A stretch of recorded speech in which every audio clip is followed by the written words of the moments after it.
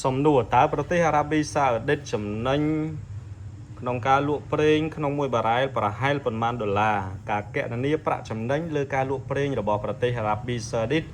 តាមរយៈក្រុមហ៊ុនថាមពលយៈគឺអាស្រ័យទៅលើកត្តាសំខាន់ពីរតម្លៃលក់នៅលើទីផ្សារពិភពលោកនិងថ្លៃដើមនៃការផលិតខាងក្រោមនេះគឺជាការប៉ាន់ស្មានផ្នែកផ្អែកលើទិន្នន័យសេដ្ឋកិច្ចទី1ថ្លៃដើមផលិត production cost អារ៉ាប៊ីសាអូឌីតគឺជាប្រទេសដែលមានថ្លៃដើមផលិតប្រេងទាបជាងគេបំផុតក្នុងពិភពលោក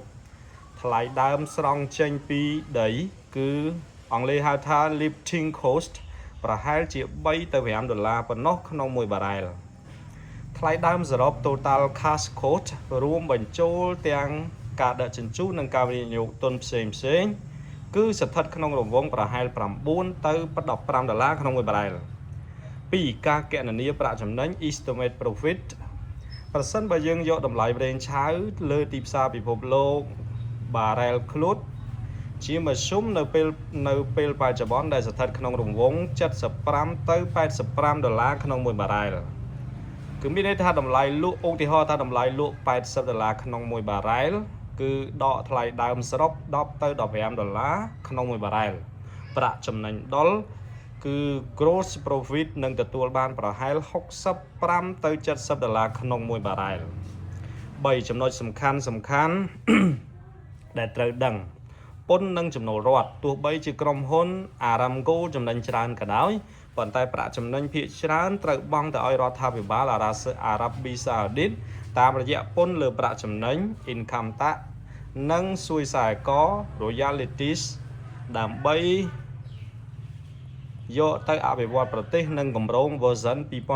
2030តម្លៃព្រួលប្រែប្រាក់ចំណេញនឹងឡើងឬចុះទៅតាមការប្រែប្រួលនៃតម្លៃប្រេងពិភពលោកបើតម្លៃប្រេងឡើងដល់100ដុល្លារក្នុងមួយបារ៉ែលនោះប្រាក់ចំណេញនឹងកាន់តែខ្ពស់លើសលប់សរុបមកអារ៉ាប៊ីសាអូឌីតអាចចំណេញបានចន្លោះពី50ដុល្លារទៅ70ដុល្លារក្នុងមួយបារ៉ែលអាស្រ័យទៅលើទីផ្សារនាពេលនោះដែលធ្វើឲ្យពួកគេក្លាយជាអ្នកផលិតប្រេងដែលមានឥទ្ធិពលបំផុតនៅក្នុងពិភពលោកចុះថ្លៃដឹកជញ្ជូនវិញចំពោះថ្លៃដឹកជញ្ជូនប្រេងឆៅរបស់អារ៉ាប៊ីសាអូឌីតគឺមានលក្ខណៈពិសេសដោយសារភូមិសាស្ត្រនិងហេដ្ឋារចនាសម្ព័ន្ធដ៏រឹងមាំរបស់ពួកគេជាទូទៅថ្លៃដឹកជញ្ជូនត្រូវបានបែងចែកជាពីរដំណាក់កាលធំការដឹកជញ្ជូនតាមបំពង់ក្នុងស្រុក inland transport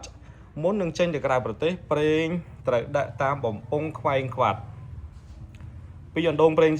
ងទៅកាន់កំពង់ផែដូចជាកំពង់ផែ Rastanara តម្លៃទាបបំផុតគឺប្រហែល1ទៅ2ដុល្លារប៉ុណ្ណោះក្នុងមួយបារ៉ែលព្រោះអារ៉ាប៊ីសាអូឌីតមានប្រព័ន្ធបំពង់បង្ហូរប្រេងធំនិងទំនើបបំផុតដែលកាត់បន្ថយការប្រើប្រាស់ឡានដឹកជញ្ជូន2ការដឹកជញ្ជូនតាមកប៉ាល់សមុទ្រ Ocean Freight នេះគឺជាការដឹកជញ្ជូនពីអារ៉ាប៊ីសាអូឌីតទៅកាន់ប្រទេសអ្នកទិញដូចជាចិនជប៉ុនឬអាមេរិកដែលប្រើប្រាស់កប៉ាល់ដឹកប្រេងយក្ស VLCC គឺ Very Large Crude Carriers ទៅកាន់អាស៊ីប្រហែលជា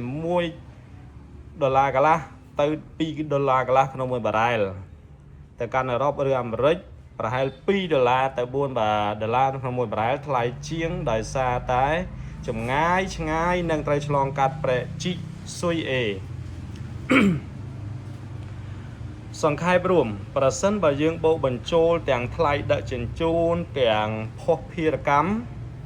ទាំងអស់គឺវាមានតម្លៃប្រហែល3ទៅ6ដុល្លារក្នុងមួយបារ៉ែលបន្ថែមលើថ្លៃដើមផលិតមូលហេតុដែលអារ៉ាប៊ីសាអូឌីតនៅតែចំណេញខ្លាំងមួយបរិមាណមហាសាលគេដឹកម្ដងរាប់លានបារ៉ែលតាមកប៉ាល់យក្សធ្វើឲ្យថ្លៃដឹកជញ្ជូនជាមធ្យមក្នុងមួយបារ៉ែលធ្លាក់ចុះទាបពីទីតាំងយុទ្ធសាស្ត្រគឺស្ថិតនៅកណ្ដាលចន្លោះអាស៊ីអឺរ៉ុបដែលងាយស្រួលក្នុងការបញ្ជូនប្រេងទៅកាន់ទីផ្សារធំទោះបីជាបូកទាំងថ្លៃផលិត10ដុល្លារនិងថ្លៃដឹកជញ្ជូនកំពង់ផែ អ្នកទិញ5ដុល្លារក៏ថ្លៃដើមសរុបរបស់គេនៅតែស្ថិតក្នុងរង្វង់15ដុល្លារទៅ20ដុល្លារប៉ុណ្ណោះដូច្នេះបើលក់ក្នុងតម្លៃ80ដុល្លារក្នុងមួយបារ៉ែលគឺគេនៅសល់ប្រាក់ចំណេញសុទ្ធខ្ពស់ដដែល ថ្ងៃទី24ខែមេសាឆ្នាំ2026រាយការណ៍ដោយខ្ញុំបាទតាលូនទូន